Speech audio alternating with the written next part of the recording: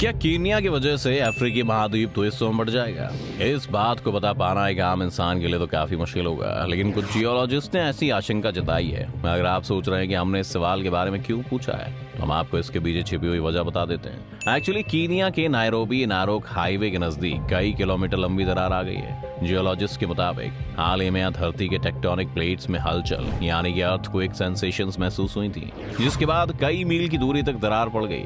इसके साथ ही जियोलॉजिस्ट का ऐसा मानना है कि दरार अफ्रीकी महाद्वीप को दो हिस्सों में बांट देगा। आइए आज हम जानते हैं कि आखिर ऐसा क्यों सोच रहे हैं, क्या वजह है जिसकी वजह से ये इतनी बड़ी थ्योरी पर पहुंचे। चलिए आज हम आज की वीडियो में इसके बारे में जानते हैं। जियोलॉजिस्ट के मुताबिक सबसे पहले तो ये बात गौर करने वाली है कि धरती पर तेजी से एक के बाद एक बदलाव हो रहे हैं। इनमें से ऐसे कई बदलाव हैं जिन पर हमारी नजर नहीं पड़ रही है। कीनिया के पहले इथियोपिया के अफार इलाके में ऐसी दरार देखी गई थी।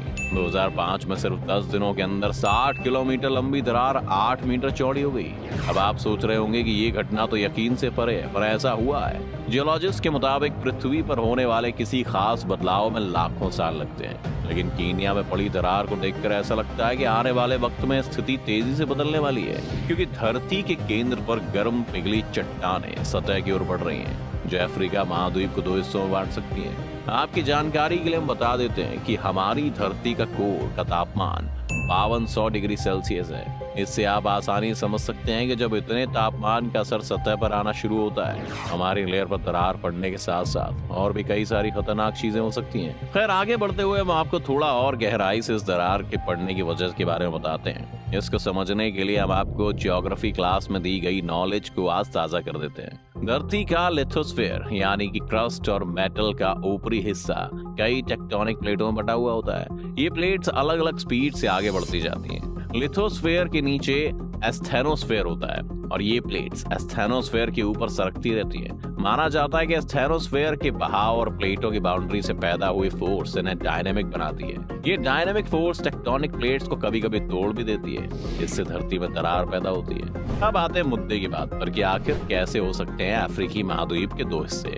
एक्चुअली ईस्टर्न अफ्रीकी दरार घाटी साउथ में जिम्बाब्वे की तरफ और नॉर्थ में एडन के बेस से 3000 किलोमीटर की दूरी पर फैली हुई है। ये अफ्रीकी प्लेट को दो अनइक्वल पार्ट्स में बांटती है। जब एक प्लेट फैलता और पतला होता है तो उसके नीचे मौजूद एस्थेनोस्फीयर ऊपर की तरफ आना शुरू करती है और फैलना शुरू करती है। ये कुछ इसी तरह फैलती है जैसे एक हॉट एयर बलून हवा भरने के बाद फैलता है, ताकि वो और ऊंचाई तक पहुंच सके। इसके साथ साथ ये अपने साथ का एक रीजन को भी ऊपर लेके आती है, जिसकी वजह से क्रस्ट ब्रेक हो जाता है और जमीन में दरार आ जाती है। यही वो वजह है जिसके होने से आखिरकार ये हिस्सा टूटेगा। धरती में चौड़ी दरारों का बनना किसी महाद्वीप के डिवीजन की शुरुआत होती है। अगर ये प्रक्रिया सफल रहती है तो वहाँ एक नया महासागर बेसिन तैयार हो जाता है। 13 करोड़ 80 लाख साल पहले इसी प्रक्रिया के तहत दक्षिणी अमेरिका और अफ्रीका महाद्वीप अलग हुए थे। आज भी दोनों महाद्वीपों के कोस्टल क्षेत्रों में समानता इसको प्रूव करती है। इथियोपिया के अफार इलाके का कुछ हिस्सा समुद्र लेवल से नीचे है। बस एक 20 मीटर चौड़ी जमीनी पट्टी इसको अलग करती है। जैसे जैसे दरार फैलती जाएगी तो समुद्र का पानी इसमें भर जाएगा। इससे एक नया समुद्र बनेगा जो सब सोमालियाई प्लेट को दूर धकेल देगा। इस तरह सोमालिया और साउथ इथियोपिया अलग हो जाएंगे, जिसकी वजह से अफ्रीका बहुत छोटा हो जाएगा और हिंद महासागर एक बड़े द्वीप के रूप में उभरेगा। साफ शब्दों में समझाएं तो अफ्रीका कॉन्टिनेंट का एक मेजर हिस्सा उससे अलग होने की कगार पर है, जिससे हमारी पूरी दुनिया का नक्शा बदल जाएगा। हम जिस हिसाब से दुनिया को देखते थे वो वैसी नहीं रहेगी। अगर आप ये जानना चाहते हैं कि आखिर ये सिचुएशन कहाँ तक पहुंची और रिपोर्ट्स का इसके बारे में क्या कहना है, तो उनके हिसाब से भी हमने अभी तक आपको जो बताया वो प्रोसेस शुरू हो चुका है। वैज्ञानिकों के अनुसार पूर्वी अफ्रीका टूट रहा है। इस महाद्वीप के पूर्वी हिस्से में एक विशालकाय 5000 किलोमीटर लंबी टेक्टोनिक प्लेट बाउंड्री है। इसे ईस्टर्न अफ्रीकन रिफ्ट सिस्टम की तरह से देखा जा सकता है। अफ्रीकन प्लेट सोमालियन और नुबियन टेक्टोनिक प्लेट्स में बटी है। ये दोनों प्लेटें एक दूसरे को दूर धकेल रही है। ये सक्रिय दरार क्षेत्र हर साल कुछ मिलीमीटर की दर से चौड़ा हो रहा है। इसका मतलब है कि करीब 1 करोड़ साल में वहाँ एक नया महासागर पैदा हो जाएगा और ईस्टर्न अफ्रीकन रिफ्ट सिस्टम पूर्वी अफ्रीका को महाद्वीप से अलग कर देगा। ऐसा हमारी धरती पर पहली बार नहीं हो रहा है। इसके पहले साउथ अटलांटिक महासागर के साथ ऐसा हो चुका है। अब देखना होगा कि क्या अफ्रीका महाद्वीप के साथ भी ऐसा होता है या नहीं। अफ्रीकन रिफ्ट वैली की पूरी सतह ज्वालामुखी चट्टानों से बनी है। इसका मतलब ये है कि यहाँ लिथोस्फीयर बहुत पतली है, जिसके 2 टुकड़ों में बंटने की बहुत गुंजाइश है। जब ऐसा होगा तो खाली हुए स्थान में मैग्मा के जमने से नया महासागर बनने की प्रक्रिया शुरू हो जाएगी। करोड़ साल बाद समुद्र तल बढ़कर पूरी दरार को अपने लपेटे में ले लेगा। हॉर्न ऑफ अफ्रीका के साथ साथ इथियोपिया और सोमालिया के हिस्सों से हिंद महासागर में एक आइलैंड भी बन जाएगा। अफ्रीका के केस में ये है कि दरार पड़ने से एक नए महाद्वीप बनने के चांसेस हैं, पर ये कोई पहला इंसिडेंस नहीं है। ऐसा पहले कई बार हुआ है कि नेचुरल अकरेंसेस की वजह से कई द्वीप निकले हैं, जिन्हें 8वें कॉन्टिनेंट बनाने का दावा किया जा रहा है। आइए आपको इनके बारे में थोड़ा बता देते हैं। हाल ही में ग्रीनलैंड से यूरोप के बीच पानी के नीचे एक विशाल महाद्वीप की खोज का दावा किया गया है। इस महाद्वीप को खोजने वाले रिसर्चर्स का दावा है कि ये द्वीप ऑस्ट्रेलिया से भी ज्यादा बड़ा हो सकता है। अभी तक यूरोप, उत्तर अमेरिका, दक्षिण अमेरिका, एशिया, अफ्रीका, अंटार्कटिका और ऑस्ट्रेलिया को 7 महाद्वीपों में शामिल किया जाता है, लेकिन समय समय पर नए जमीन के हिस्सों की खोज के दावे भी किए गए। वहीं साल 2017 के पैसिफिक ओशियन में एक नए महाद्वीप की खोज का ऐलान किया गया था, जिसका नाम था जीलैंडिया। इसका आकार यूरोप का आधा है और इसका ज्यादातर हिस्सा पानी के नीचे आता है। इसी वजह से पहले से खोजा नहीं जा सका। माना जाता है कि गोंडवाना से अलग हुआ था और फिर करीब 6 से 8 करोड़ साल पहले पानी में डूब गया। कुछ लोग इसे दुनिया का 8वां महाद्वीप मानने की वकालत करते हैं, और सिर्फ दलीलें देने से एक नए कॉन्टिनेंट का ऐलान नहीं हो जाता।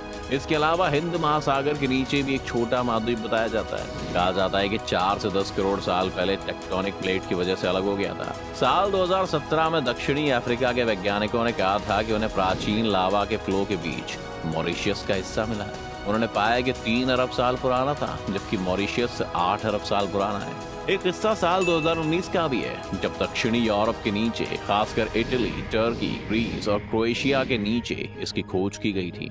इसका आकार ग्रीनलैंड के बराबर पाया गया। माना जाता है कि 2 करोड़ साल पहले उत्तर अफ्रीका से अलग हुआ है। इसका ज्यादातर हिस्सा पानी के नीचे है। कुछ जगहों पर इसके हिस्से टापू की शक्ल में पानी से बाहर दिखते हैं। ये भी माना जाता है कि इसके ज्यादातर हिस्सा धरती के मेंटल की परत में समा गया है, लेकिन रिसर्चर्स ने पाया है कि इटली से एड्रियाटिक सागर के बीच इसकी पट्टी दिखती है। हिंद महासागर में ऑस्ट्रेलिया से दक्षिण पश्चिम में समुद्र तल से 2 किलोमीटर नीचे पानी में छिपा जमीन का एक टुकड़ा दिखता है। इसे कैलिफोर्निया के बराबर माना जाता है। कहा जाता है कि करीब 13 करोड़ साल पहले ये ज्वालामुखी हॉटस्पॉट से बना था। इसके कुछ हिस्से से करग्यूलेन, हर्ड और मैकडोनल्ड टापू बने हैं। वैसे इस लिस्ट में अटलांटिस का नाम भी शामिल है। ग्रीस फिलोसोफर प्लेटो ने दावा किया था कि अटलांटिस पर आधे देवता आधे इंसान रहते थे। आज तक इस पर कई फिल्में और टीवी सीरियल्स तक बन चुके हैं। एक थ्योरी के मुताबिक ये एक मिड अटलांटिक टापू था जो अचानक महासागर में समा गया। वहीं दूसरी थ्योरीज में ये कहा गया है कि अटलांटिक का ये हिस्सा था, बाद में धरती का क्रस्ट शिफ्ट हो गया और ये उत्तर की ओर खिसक गया। इससे पहले साल 1854 में एक जूलॉजिस्ट फिलिप स्टेलर का दावा था कि लेमुरिया महाद्वीप हिंद महासागर में डूब गया है। इसकी मदद से मैडागास्कर और भारत में लेमूर फॉसिल्स को समझाया गया है, लेकिन अफ्रीका और मध्य पूर्व में नहीं। एक वैज्ञानिक ने कॉन्टिनेंटल ड्रिफ्ट की वजह से इसके बनने की बात कही है, लेकिन इसे साबित नहीं किया जा सका। खैर, इन सभी के बारे में जानने के बाद अफ्रीका के बंटने की खबर पर आपका क्या ख्याल है दोस्तों? हमें अपने व्यूज कमेंट सेक्शन में जरूर बताएं। अगर आपको ये वीडियो पसंद आए तो लाइक और शेयर जरूर कर दें। बाकी जितने भी लोग इस चैनल पर नए हैं वो सब्सक्राइब और बेल आइकन का बटन दबाएं, ताकि हमारे आने वाली सभी वीडियोस का नोटिफिकेशन आपको सबसे पहले मिले। धन्यवाद।